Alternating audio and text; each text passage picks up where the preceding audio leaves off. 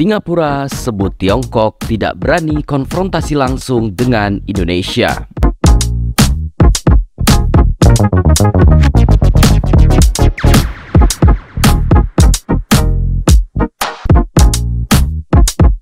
Laut Cina Selatan memang disebut salah satu kawasan yang cukup panas lantaran perebutan wilayah antar negara termasuk dengan Indonesia.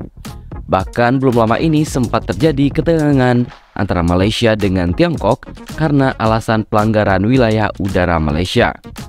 Tak hanya Malaysia, Cina juga pernah beberapa kali ketahuan nyelong di wilayah laut Indonesia, tepatnya di Kepulauan Natuna. Melansir dari South China Morning Post atau SCMP, karena kenekatan ini Cina pernah diperingatkan oleh mantan diplomat Singapura, Conshore Mahbubani. Menurut SCMP, Mahbubani mengatakan bahwa belum ada negara anggota yang menyatakan keinginan untuk bergabung dengan kelompok negara dengan Amerika Serikat, Jepang, India, dan Australia untuk melawan pengaruh Cina di kawasan ini. Tetapi untuk mempertahankan status quo saat ini, Cina perlu berhati-hati dalam masalah dari kedaulatan atas Kepulauan Natuna di bagian selatan Laut Cina Selatan. Begitu kata Mahbubani. Kepulauan Natuna adalah rumah bagi daerah penangkapan ikan tradisional Indonesia. Dalam beberapa tahun terakhir, kawasan itu menjadi pusat ketegangan antara Cina dan Indonesia.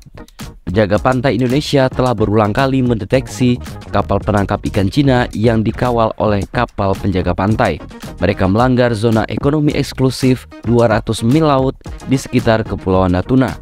Pada Desember 2019 yang lalu, Indonesia pernah mengirimkan jet tempur F-16 untuk berpatroli di wilayah tersebut. Presiden Indonesia Joko Widodo juga secara pribadi menginjakan kaki di pulau-pulau selama kunjungan 2 hari untuk menegaskan tekad Jakarta.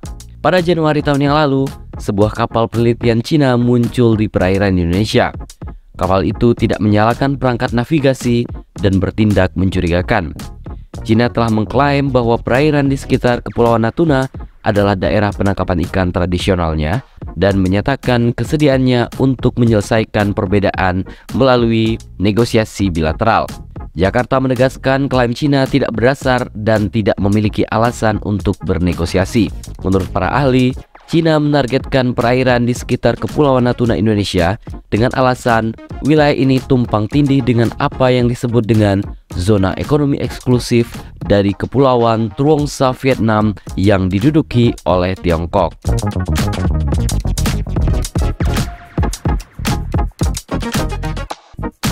Cina dan Indonesia belum mencapai kesepakatan tentang delimitasi batas laut. Begitu kata Lei Xiaolu, pakar di Universitas Wuhan di Cina. Kegiatan penangkapan ikan yang tidak dilarang di perairan menunggu demarkasi batas yang disengketakan. Begitu tambah Lei Xiaolu. Indonesia telah menegaskan posisinya untuk tidak mengakui fitur apapun dalam 9 garis putus-putus yang diklaim secara sepihak oleh Cina di Laut Cina Selatan. Pejabat pertahanan Indonesia telah menyebutkan skenario terburuk. Cina mengirim pasukan untuk mendarat di Kepulauan Natuna.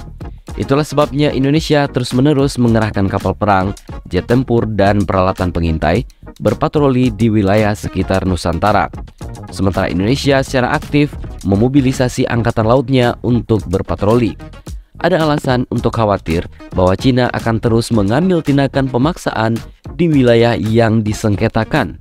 Begitu kata pakar Antriadi Suprianto dari Universitas Nasional Australia. Saya khawatir pengekangan Indonesia terbatas. Cepat atau lambat, Indonesia mungkin harus mempertimbangkan kerjasama militer dengan Amerika untuk menahan pengaruh Cina di kawasan tersebut. Begitu kata Suprianto. Rene Patirajawane, peneliti di Jakarta, mengatakan bahwa sejak tahun 1994, Biro Administrasi Perikanan Kementerian Pertanian Cina telah menerbitkan peta yang menyatakan seluruh wilayah di sekitaran Kepulauan Natuna sebagai fishing ground bagi Cina. Patirajawane mengatakan Indonesia sangat prihatin karena Cina secara sepihak mengklaim bahwa daerah penangkapan ikannya meluas ke perairan selatan Kepulauan Natuna, di luar 9 garis putus-putus yang ilegal. Colin Koh, pakar Nanyang Technological University di Singapura, mengatakan Beijing tidak akan terlalu menekan Jakarta. mengingat pengaruh politik Indonesia yang sangat besar di kawasan Asia Tenggara. Begitu seperti yang dikutip dari sosok.id.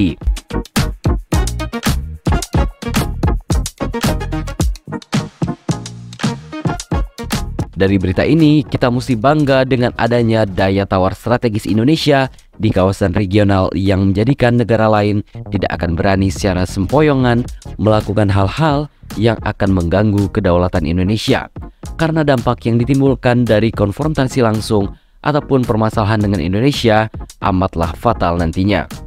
Jadi, bagaimana menurut pendapat Anda?